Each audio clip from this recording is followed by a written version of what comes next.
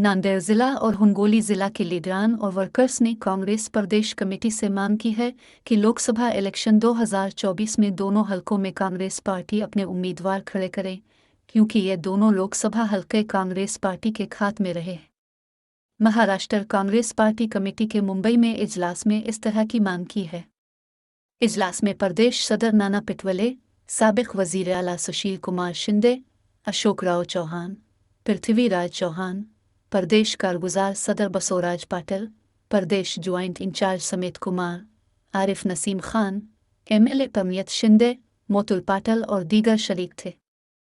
हिंगोली और नांदेड़ जिला के लीडरान ने यकीन जाहिर किया कि अशोक राव चौहान दोनों हलकों में जो उम्मीदवार देंगे वो अक्सरियती वोटों से चुनकर इन इजलास के आखिर में ऐलान किया गया कि दोनों हलकों के उम्मीदवार का इंतखाब करने की जिम्मेदारी अशोक राव चौहान को सौंपी गई है। इस मौके पर साबिक एमएलसी अमर राजवरकर ने कहा कि भारत जोड़ो यात्रा से कांग्रेस पार्टी की साख में जबरदस्त इजाफा हुआ है। साबिक एमपी भास्कर राव पाटिल के गाविंकर ने भी अपने ख्यालात का इजहार किया।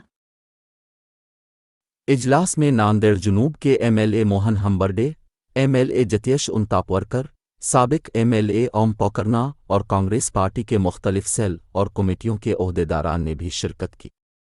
वाज़ेह हो कि नांदेड़ हल्का इलेक्शन में लोकसभा हल्का से बीजेपी के उम्मीदवार प्रताप पाटिल चकलीकर ने अशोक राव चौहान को शिकस्त देकर जीत हासिल की थी, जबकि हिंगोली में कांग्रेस पार्टी के उम्मीदवार को शिवसेना के उम्मीदवार हेमंत पाटिल ने शिकस्त दी थी।